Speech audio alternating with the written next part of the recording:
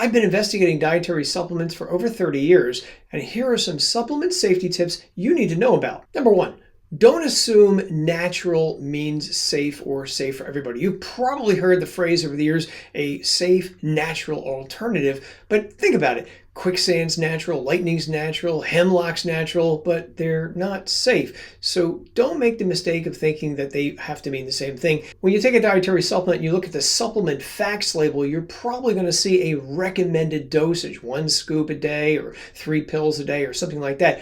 Where did that recommended dosage come from? Since most dietary supplements lack human clinical research, you have to wonder, is the dosage based on laboratory animal evidence where they basically extrapolate the human dosage based on what they gave laboratory animals? Without human research, it's impossible to really know what the optimal amount of a dietary supplement is. So because of that, I suggest you start a new dietary supplement with less than is recommended for the very first week, at least the first week.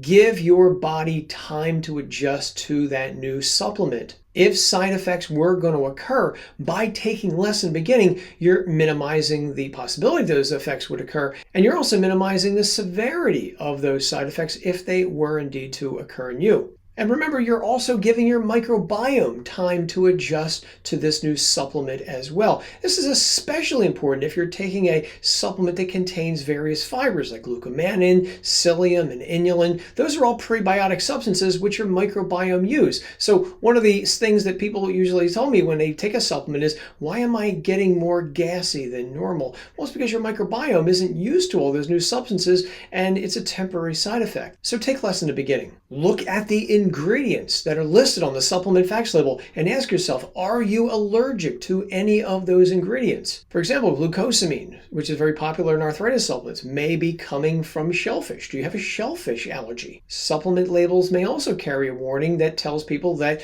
the product was made in a factory that also processed peanuts and milk and shellfish and other things that people may be allergic to. Avoid proprietary blends.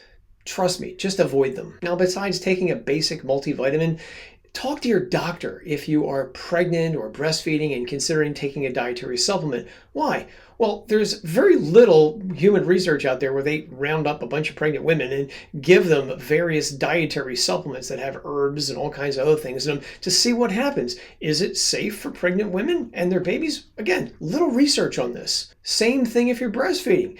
Some dietary supplements do make it into breast milk, and if that's the case, they're making it into your baby. Again, very little infant dietary supplement research. So play it safe, talk to your doctor. Unless your doctor tells you otherwise, stop taking your dietary supplements at least 2 weeks before having surgery, and that also includes dental surgery. Why? Well, because many dietary supplements contain primitive blood thinning properties, which increases the risk of bleeding if you're having surgery. This is actually quite common in a lot of supplements.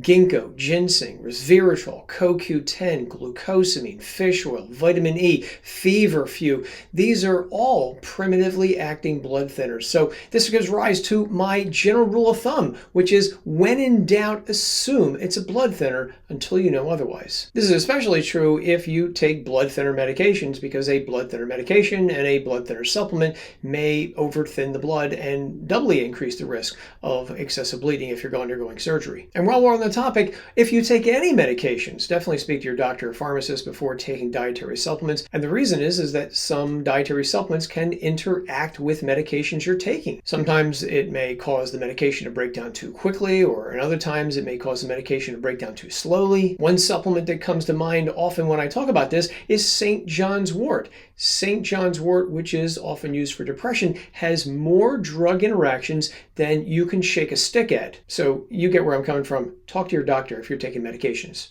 And while we're on the topic of medications, don't take dietary supplements within 60 minutes of taking your thyroid medication. One of the most popular drugs out there is called levothyroxine. It's very popular for people who have hypothyroidism. Both foods and dietary supplements taken too close to thyroid medications could reduce how effective the thyroid medication is. So did I miss any supplement safety tips? Comment below and let me know. And until next time, take care out there.